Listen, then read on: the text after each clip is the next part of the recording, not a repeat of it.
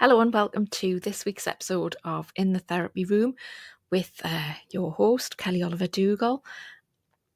Today I'm talking about infertility and hysterectomy with my guest, Hazel Smith, who is a reflexologist and does Indian head massage. Hello, Hi. Hazel. Would you like to introduce yourself? Yeah, my name's Hazel Smith. I'm really pleased to be here this morning. I'm a reflexologist and an Indian head at Warkworth in Northumberland. I'm here to talk this morning about my journey with infertility, with fibroids, and with hysterectomy. Thought it might be useful information for people to hear somebody else's story that might be going through something similar. Okay, so you do I do, reflexology. yes. And does that link to your story that you're going to tell us about, or was that completely random that you ended up with It was reflexology? completely random that I ended up in reflexology. It's Right. not connected to my story necessarily because reflexology didn't come to me via the infertility. They're two separate things. Yeah. And I don't know very much about reflexology, but I would imagine that it might. Yeah, there are some people actually that are really specialised in reflexology for fertility and things like that. So there's a specialist down in Sheffield, I believe, or there was.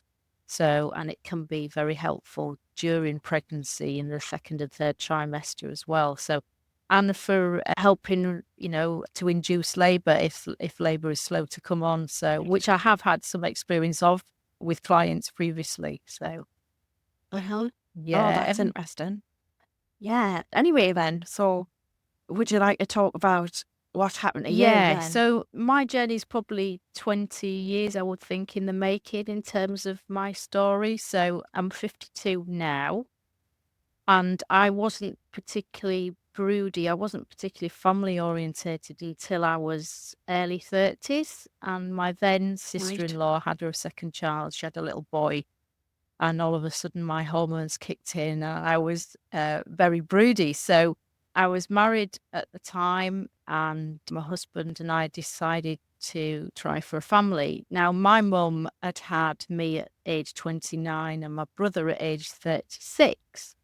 So I didn't foresee that there would be any problems. I guess maybe as most women do, I don't know, but just didn't think that would be an issue for me.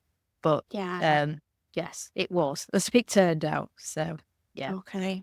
So my husband and I tried for a baby, and month after month, it was negative. I was a reflexologist, by then. So I had a very natural approach to things. I tried to eat healthier, be more relaxed about it, try not to get too stressed about it. But there was still no results. And after a few years, we talked about whether we would go down an IVF route or anything like that. But for me, that just didn't seem like the right route. Coming from the perspective that I did, I just had the philosophy that if it was meant to happen, then it would happen. So that wasn't a route that I particularly wanted to explore. So, but I understand, for people that want to explore that's great. But for me, it didn't sit right with me. So it's about yes, what's right for you, exactly. isn't it? And Yeah. not all things. So at that point when you were trying for a couple of years and it wasn't happening, did you sort of, I don't know, it's not my experience, so forgive me. Yeah. Christian.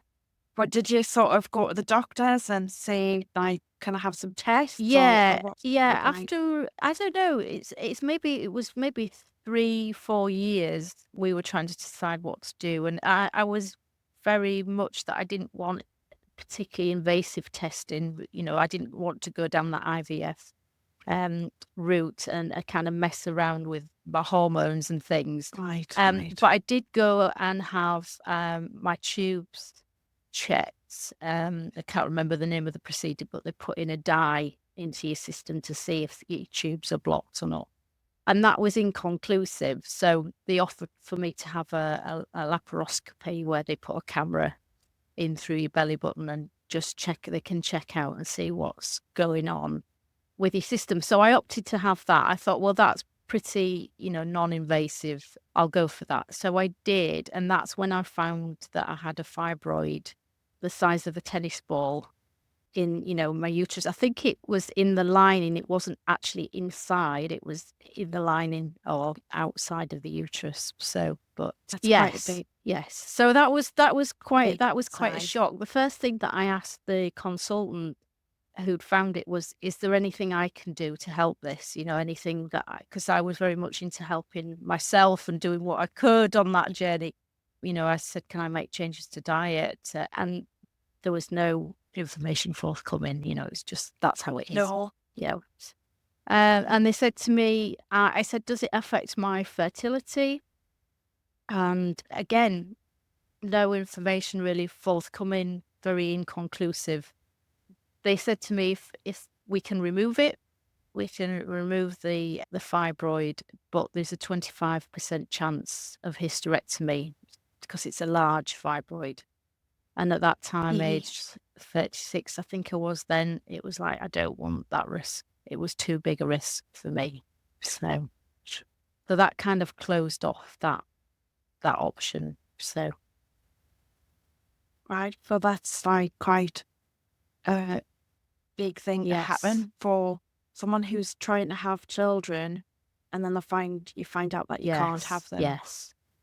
So how did that affect you? They didn't say that it was an impossibility for me. They didn't say, it wasn't conclusive that it definitely wouldn't happen for me. So we carried on trying. But what happened over time, it became less about having a baby and more about my self-esteem. So month after month after month, that got worn away.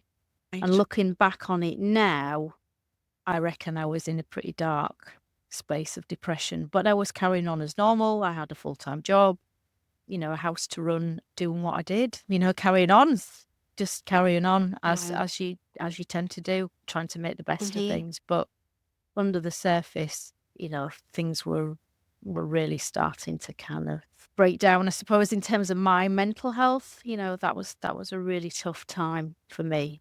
So, how did you start to come out of that? Well, it's really interesting. I went to see my GP. I didn't visit a GP very often. I didn't need to, but I went to see a family GP, and he was an amazing guy who had been a GP most of his life. I think he was close to retirement, and he was really good. He sat down and had a conversation with me about my lifestyle and about my mental health.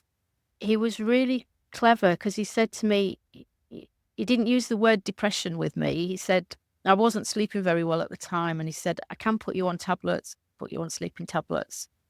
He didn't mention antidepressants, but he said, I don't think you need that. I don't think actually, that's your route, kind of to go down. There must have been something that I put across that made him think that, I had the ability to get through this and get out of it. So it makes sense to me, someone who doesn't want to be sort of to interfere. Yeah. Do you know what I mean? You didn't want to go down the IVF route. You wanted to find a way to help yourself and all of that. It makes sense to me that you didn't want to take antidepressants as well. So he was a very knowledgeable GP. I respected him highly, and he asked me all sorts of questions like what sort of things used to bring me joy, what things did I enjoy doing as a kid, asking me to kind of reconnect with those things that I loved, to take more time and space for myself, to try and vary what I did, each week, each day, even if it was taking a different route to work, something to kind of reprogram the brain and stop it from focusing on all the negative aspects of what I was going through. And so I joined a salsa class. I started to go dancing, and I took up running as well. And those things started to turn a corner for me. So that's when things started to kind of improve a little bit. But the relationship with my husband had already gone through such a lot. And I was still really worried that we were at a bit of a place where we couldn't see a way forward. He wanted me to have IVF. He wanted me to go through that journey. and I didn't. With hindsight, I wished we had counselling together. We did have some counselling together because I had a very supportive job at the time working for a coaching and consultancy company, and they very kindly, gave us some counselling sessions, offered that to us, some financial support to do that. But with hindsight, it was too little too late.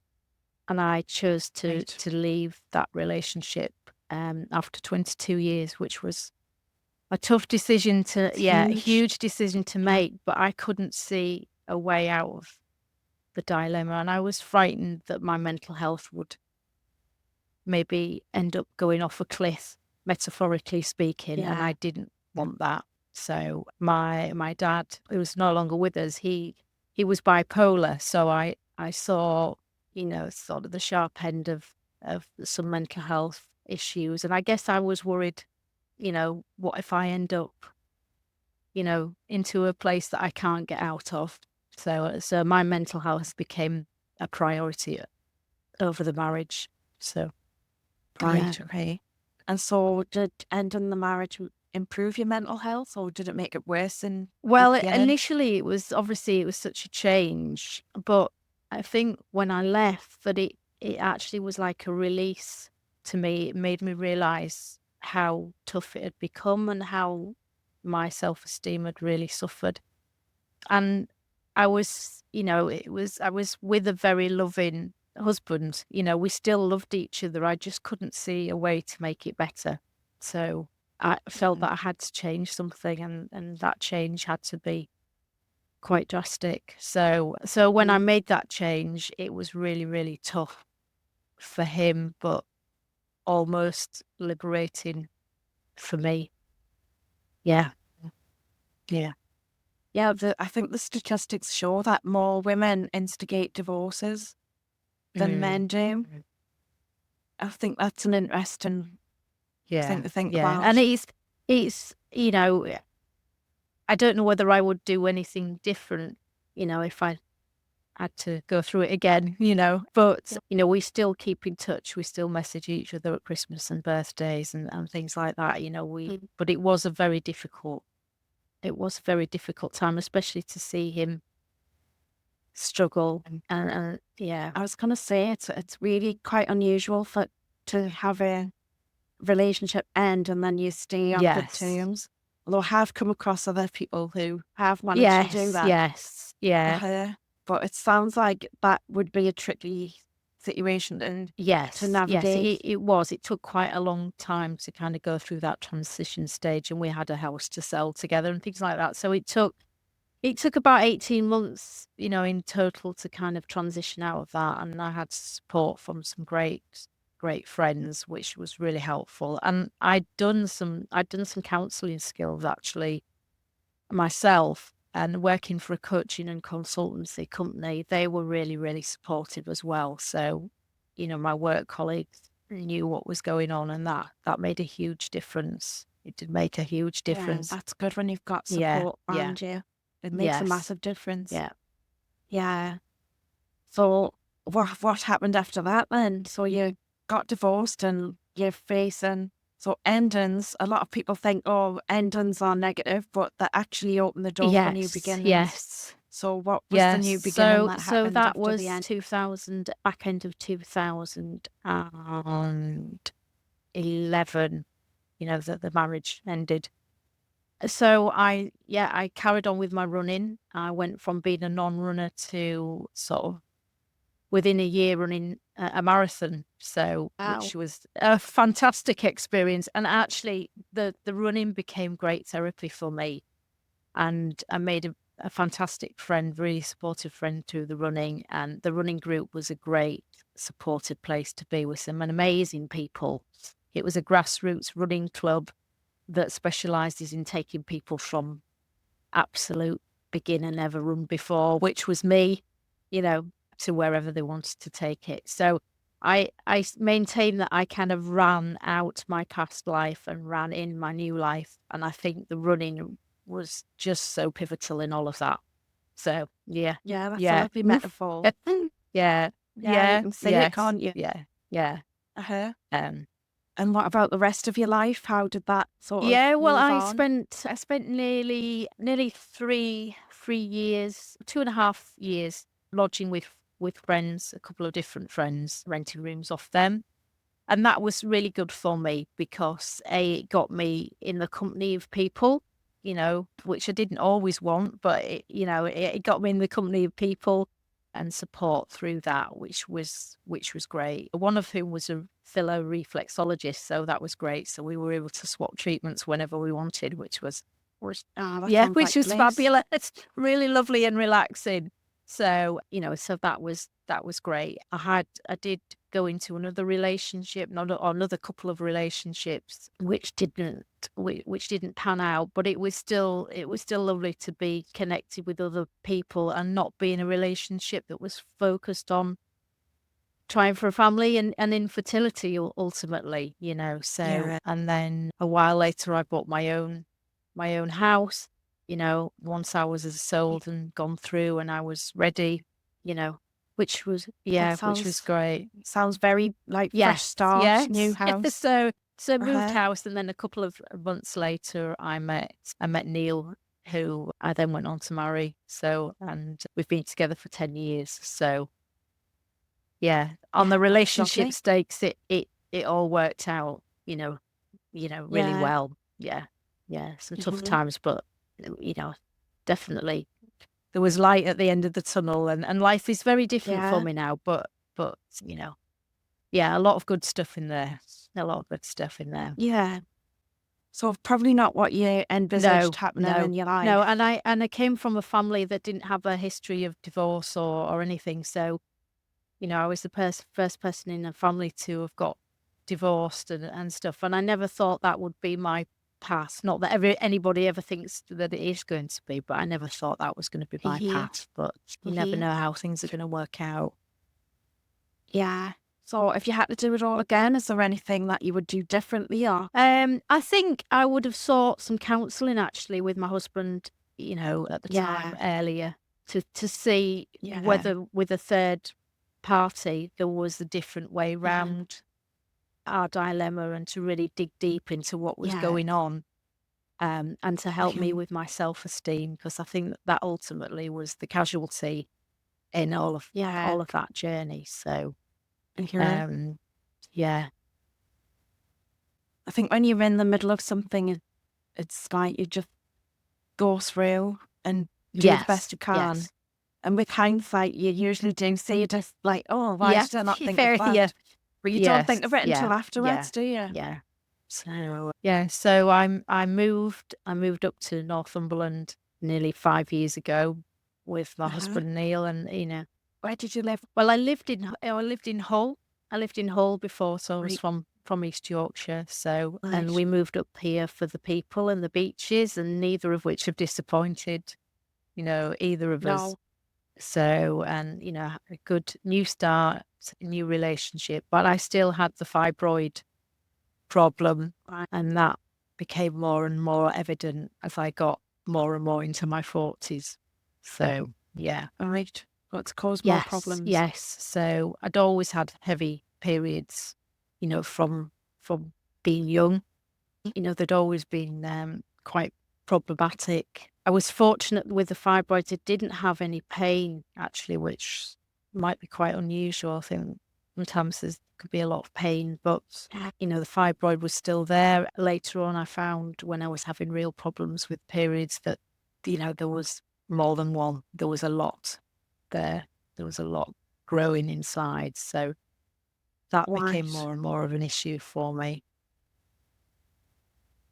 So did you have more tests? Just like how well, you found out? I was having problems with really heavy bleeding, kind of clots and sort of really quite nasty. That was really starting to affect and really impact my life. And so I had more ultrasound scans, and that showed that I had several different types of fibroids and lots of them. I made a joke with the lady that did the ultrasound that I think I was farming different types of them because they just seemed to be growing, kind of. And that was the effect of those was starting to affect my mental health again, so here I was in this beautiful new location with my husband and, struggling again with, with issues of being a woman, so Yeah.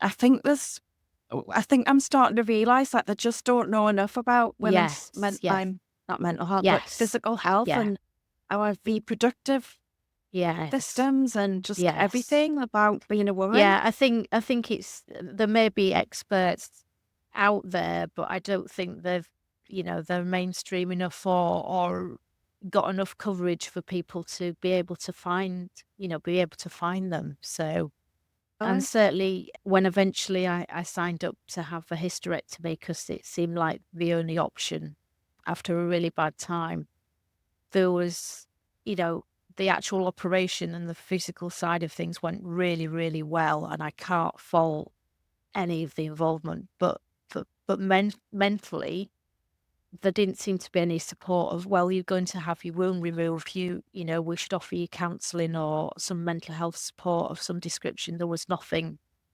There was nothing offered. Because that's quite final. Once you have a hysterectomy, there's no chance of you having children then. Yeah.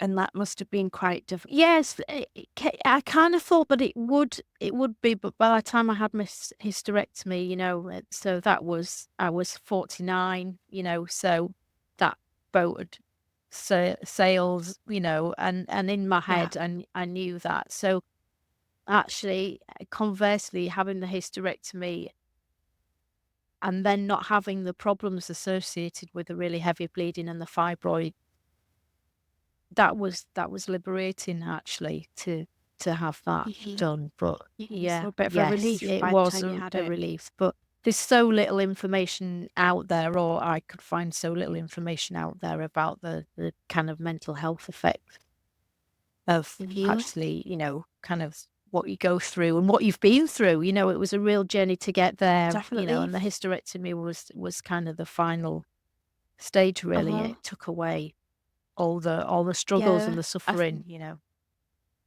I think that's what I'm finding, because I'm 47 and obviously I've got friends the same age, and we're all like coming to the stage in our lives where that is ending, and the sort of psychological impact of not being able to have children anymore, even if we didn't want them, or we've had enough children and all of that, but it's still, no matter what your situation, whether you've had them, you didn't want them, or you tried to have them and you didn't, you know what I mean? It's that ending and that sort of like a loss and a grief that comes. It's a massive transition time. And I think the thing about being in this sort of age range as well, in society, we're kind of dismissed and we're kind of silent, aren't we? Yes. We're not encouraged to talk. I think it's starting to change with menopause awareness, and I think there's so many different people talking about women. I don't think I've come across a man talking about menopause, but women talking about menopause and that kind of thing. So it is becoming more of an awareness in society. But like I was at a network a while ago, and I found it really interesting, shall we say, because I got talking to a group of younger people, and they were both male and female, and they started talking about this menopause training that they had, and they were talking about it as if I wasn't there, and I was going, oh, well, so they were talking about the effects of menopause, which I was experiencing, but I didn't really feel like I could join you weren't asked about what your experiences were or anything. No, but maybe they thought that was rude, or they thought I wasn't at that age, or it was rude to ask me or whatever. But it was a very surreal experience. Yes, I can imagine. Yes, I can imagine. Yeah. So how? Were you going through menopause before you had the hysterectomy, or did you go through it after? I was in the perimenopausal stage before the hysterectomy, and what happened was the bleeding got heavier because I had more fibroids and they were growing. So the more fibroids you have, the more surface lining of your womb you have. So the more surface area you have to bleed. And quite ironically, my uterus had swollen because of the fibroids. So I looked like I was pregnant. And I had a few people ask if I was, which was probably one of the most painful parts of the process, to be honest. That was really quite a difficult thing to go through. And the periods became longer and closer together. So, might have 2 weeks on, a week off, and then 2 weeks back on again. And did you worry at any point that the fibroids could be cancerous, or was that not something that you thought about? Actually. I didn't think about that. And they can occasionally, I believe, but I think the chances of that are really, really small. Really small. I'm not saying that it's not a possibility. But yeah. And obviously, when they did the hysterectomy, they took it all away for tests, and it came back that was clear. So that was a good reassurance to have. Yeah. So in terms of your mental health, that suffered a little bit when you had your hysterectomy. Yes. But what about your physical health as well? How did that play out? Physically, actually, I was really surprised by how little pain and discomfort I had post-op. I got a good NHS surgeon, I think. I can't remember his name now, so I would let you know what his name was, but I had the op done at Rake Lane at North Tyneside, and they were brilliant. And the recovery for me was really good. A bit of discomfort, but nothing I would class particularly as pain.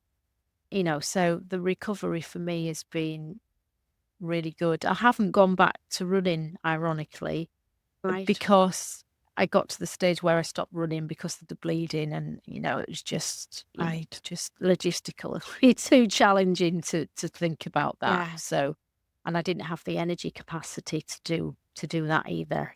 So, So you didn't have any pain? Were you on any painkillers? I was for the first few days after the op, and they had to do, I don't know what the technical term is, but they couldn't do keyhole surgery. They had to open me up as a vertical incision. So I'm sorry, I'm a bit it's all right. squeamish. Me too, actually. So it wasn't a typical sort of cesarean cut. It was the other way. But I think that maybe helped the process because she didn't have a stomach a cavity filled with gas that then has to escape the body and ends up giving referral pain to the shoulders and stuff like that. So so I came home with all the pain medication, but wanted to kind of scale that down when I could, which I did. So yeah. Do you know, when you've mentioned the connection between running and your hysterectomy there, it made me think, because when I turned 40, I started running, and I've given it up as well, just because I didn't really enjoy it. But I kind of did and I didn't. I loved to hate it. Anyway, I sort of got into finding out more about it, and they've being a woman and running, I found out a bit about that, and I remember coming across the fact that they didn't used to let women run because they thought that the uterus would fall out. Right.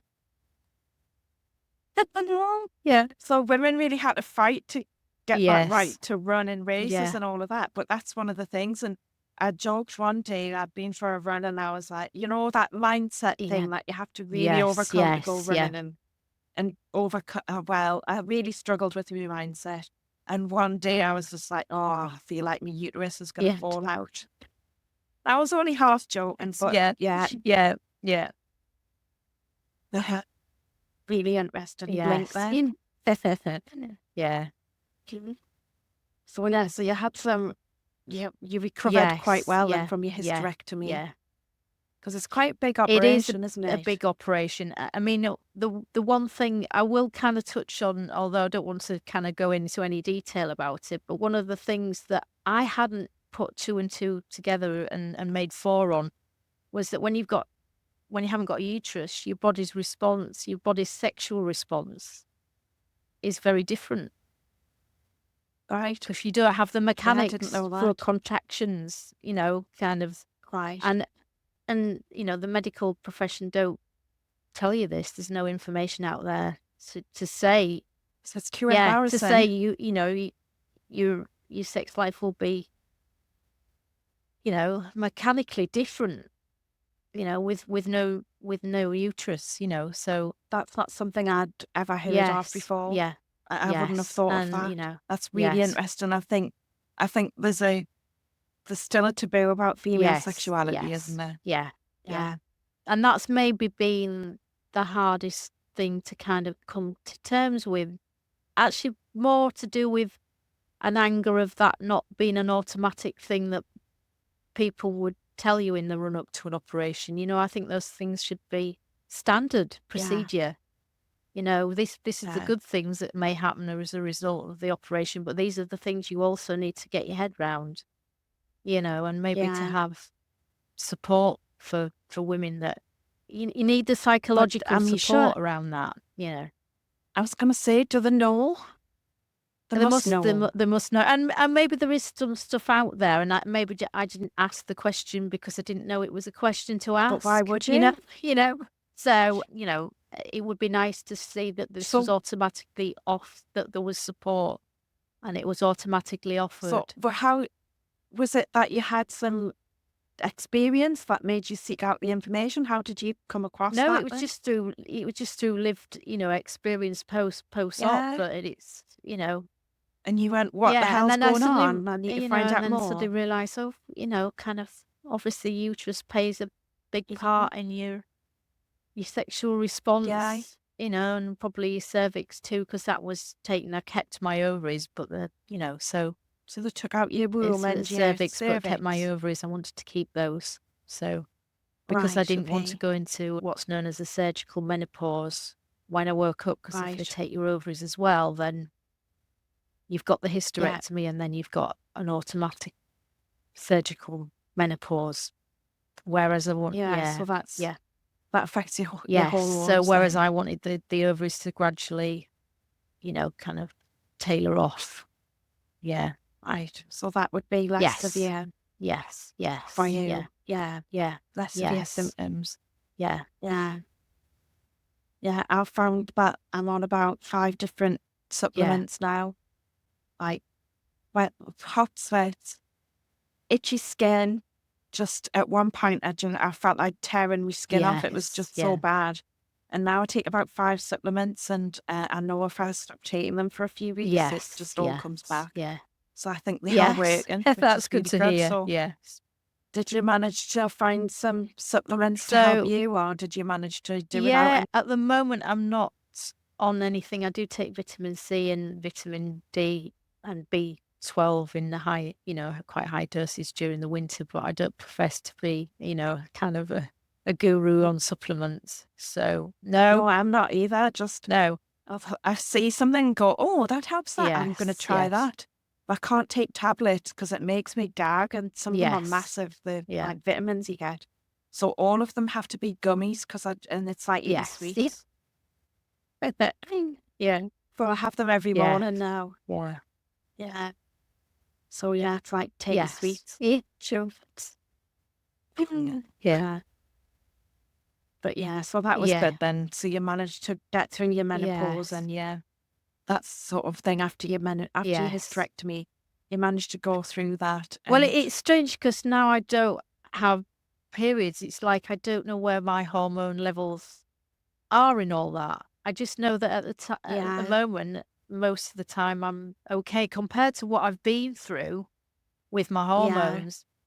You know, this I do sometimes have hot sweats and the hot flushes, you know, mood swings and things like that, but you know, nothing on the scale of what I've already been through the bleeding with the fibroids and you know, the kind of infertility journey. So maybe for me at the moment, it's just I'm comparing how I am now with how I've been, you know, as a relative thing, and you know. So are you finding that you're getting like a second wind? Yes, now I'm enjoying life actually, and it's quite liberating not being on that. When am I going to be on my next period, and kind of what's it going to be like and how long for. Yeah. That obviously with perimenopause just messed with my head, and you'd maybe stop planning things because you'd be thinking, but what if I'm on my period when, that's happening. Yeah. Well, I actually heard someone who specialises I think she's a health coach, Leslie Waldron, who I met last year. Only online, haven't met her in person. All these people that online now. She talks about I think it's the second spring. Yeah. And that I don't know if it comes from like Japanese or something, some sort of culture. I probably got all that wrong, and just probably gonna let them go. No, it's this. But yeah, I think it's a good way of looking at menopause, because I think it can be something that you maybe dread, or you don't want to happen because it's a sign of you getting older and some endings and things like that. So I think it's really good to see it as a positive thing rather than a negative and I'm one. certainly in that space, because before menopause, I used to, confession coming up here, I used to look at, women that have been through the menopause, maybe 10 years plus older than me, and think, oh, I don't want to be in that space. I don't want to be there. It just seems so scary. And now it does. Now I'm kind of in sort of that space, I suppose, albeit surgically to a certain degree. It feels pretty liberating, actually. So so it's different to what you were expecting. I think there's a thing there's a thing in society. There's a book called Hags that's a woman wrote, and I got partway through and I didn't finish it, but that's all about how young women look at older women and how they don't want to become that. But actually we're all become that, and the alternative is that you have a short life. You wouldn't choose that. So the alternative isn't really. Yes, in a way, it's a kind of, it's a gift maybe to get this far, because I've I've got some friends that haven't made it this far. To get this far is kind of like almost like a rite of passage, and so And in some societies, they look up to older people as wise people and gurus, and they come for advice. And I think we have got a lot of life experience to be able to share with young people who haven't gone through their lives yet, and yet we're dismissed. And I think that's one of the reasons why we're doing the podcast, so that we've got a space to talk and we've got an audience to listen and I think as well. We can offer a lot of support to each other, through our shared experience that we've lived, because we'll all have different stories of what's happened to us, family-wise or hormonally or anything like that. So it's good to be able to kind of share that. Yeah. Like, I think I'm a bit of a very different to other. When I was younger, I've always looked at older people for their wisdom. And I always like working with older people, and I worked in care, so I worked with lots of older people, and I just loved listening to their stories, and that's one of the reasons why I set up the care service, to support those people who've been through their lives, and they've just got so much more to do. Still, even if they're sort of slower physically, they can still share their life experience, and I've always been fascinated by that. Well, so I've really enjoyed having a chat it's been with great. you. Thank you for coming on the podcast.